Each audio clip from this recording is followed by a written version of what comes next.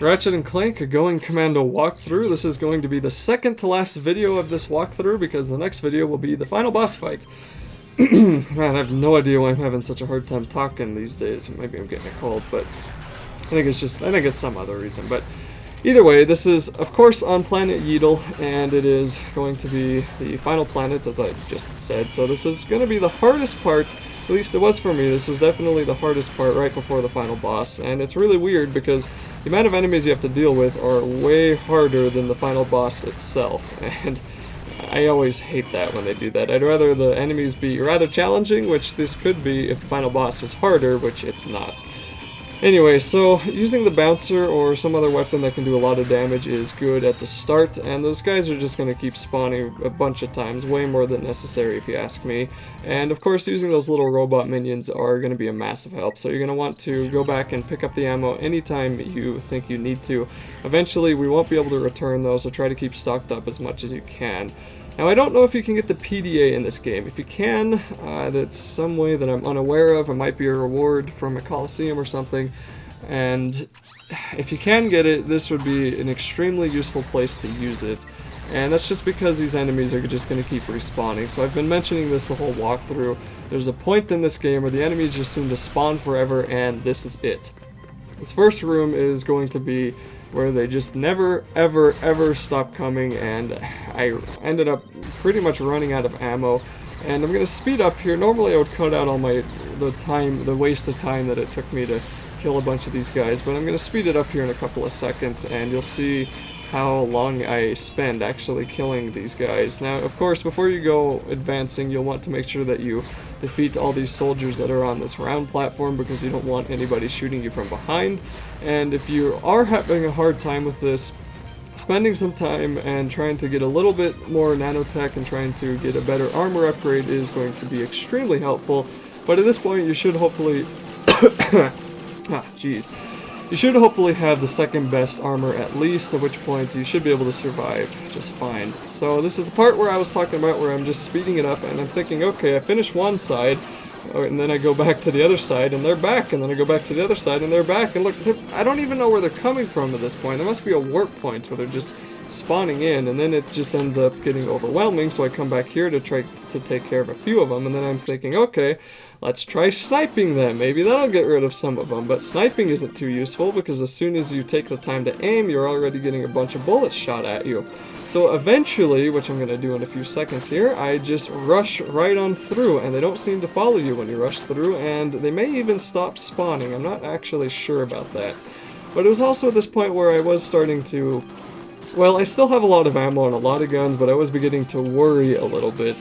And I guess I could have actually gone back and restocked on ammo. I didn't actually realize that when I did this, but this part was just becoming so annoying I didn't really want to care. Now, again, I'm thinking, okay, I'm getting close to the end, right? I don't know, I don't really care, I'm just going to go through, forget those guys, and get into this next room. Now, I think I actually did take the time to kill these guys because, they didn't really need to be bugging me, and I was taking a look behind me wondering, are those soldiers going to follow me? And it doesn't look like they are. So we're going to have to use the dynamo again, and I guess those last two soldiers in there just don't care that I walked right past them.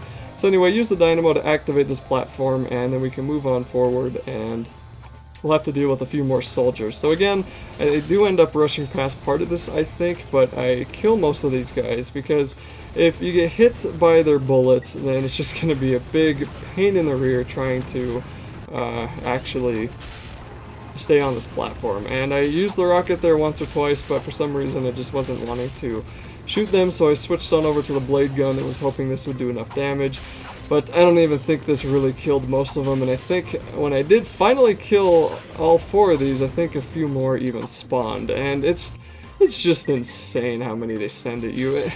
I don't mind a lot of enemies, I don't mind hard enemies, but I really mind it when I think I'm done and then they keep sending more and more and more after you. And that was one of the issues with Dragon Age 2. I guess I'm going to bring this up randomly, but Dragon Age 2, like I love Dragon Age, kind of. Dragon Age 2 bugged me because you'd kill all these guys really quickly and then you'd literally sit there, standing there, watching them spawn in front of you for no reason other than the game said so. And what I really liked about the first game was that whatever enemies you saw were the only enemies you had to defeat. I almost fell off there. That was really close. That was lucky. And I guess there are only 4 of those guys, so I guess they don't respawn, but you could probably rush through this if you wanted to, but it's probably dangerous to do that. And then we'll be getting into this room, and this is another room that I spent an unholy amount of time in because they just would not stop spawning. Now it seems to be if you kill everybody but one guy, then they won't respawn, but once you kill that one guy, every single person is going to come back, or at least most of them will. So if you want to get past this room the easiest, I would say try to kill, well, obviously that tank first. The tank doesn't come back.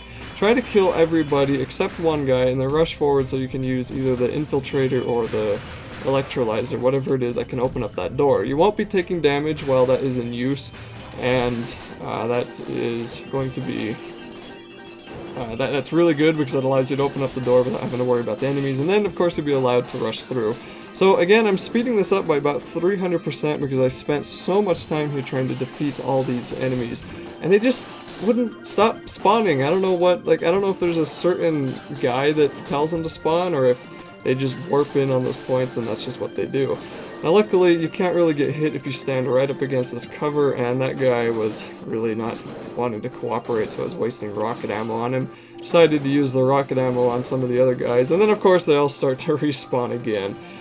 So about another, I don't know, 10 seconds or so I'll be doing this, and then eventually I'll just say screw it, I'm gonna rush forward and try to activate that doorway. And then in an upcoming part, having ammo will be extremely important because you can't actually get past it until you destroy all the enemies.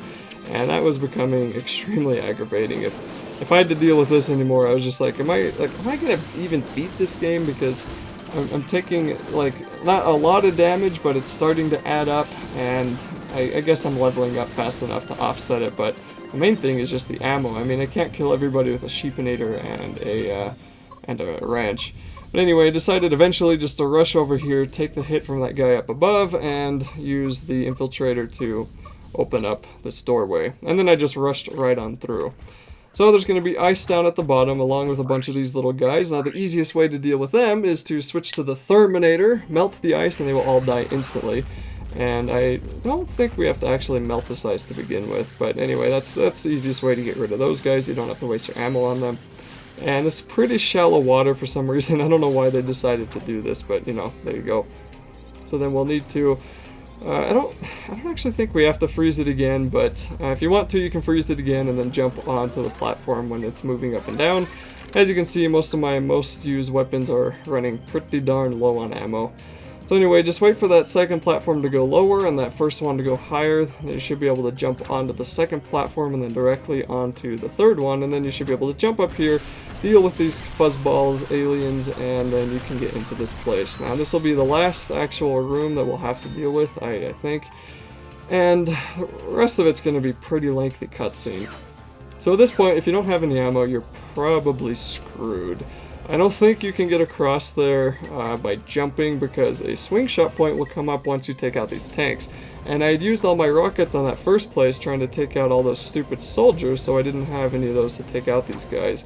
So I had to spend most of this using other weapons I hadn't used very often to try to do as much damage as I could. And eventually I do actually kill the tanks. It just takes a while. And once that's done, like I said, I'm pretty sure that's the end of this level, so I'm going to stop narrating at this point, and that'll be it for this video.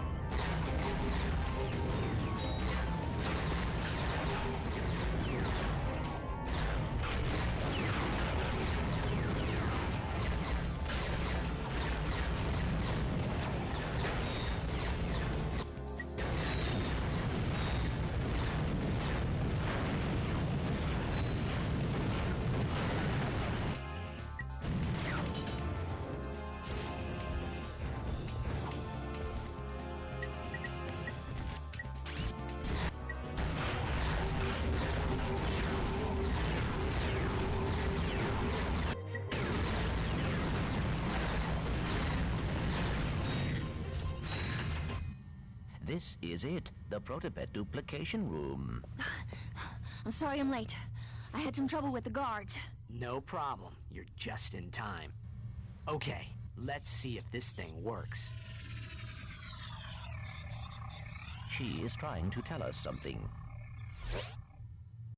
Bye now. Enjoy the Hygienator. Remember, you bought it from Steve. Steve McQuark. Indeed. Now that I've sold my 1 millionth Hygienator, I can finance the comeback of the greatest superhero who ever lived, Captain Quark! All I need now is a new galaxy with a new fan base so I can rescue them from a new disaster!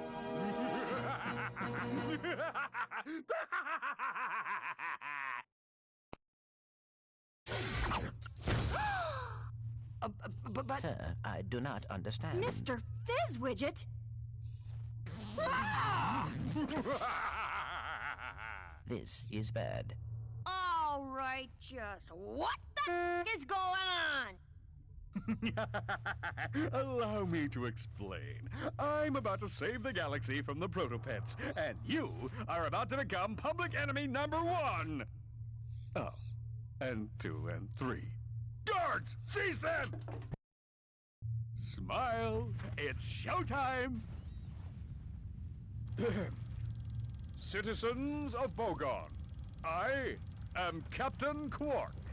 I come to you in this, your darkest of hours, to shine the flashlight of justice on your galaxy.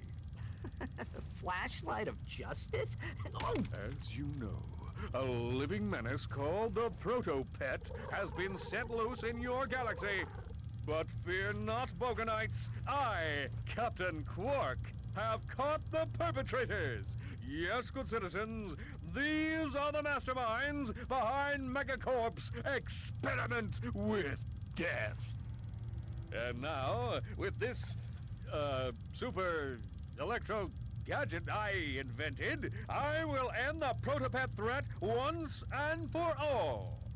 That's my Elixamorph. I invented... Ahem. Stay tuned, dear viewers, as I amplify the signal from this helixo thingy and render every Protopet in the galaxy completely harmless. Allow me to demonstrate.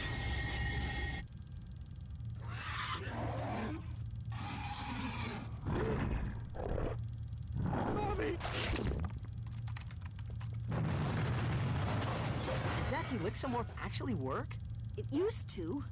I could probably fix it. Come on, Clank. Let's get it back.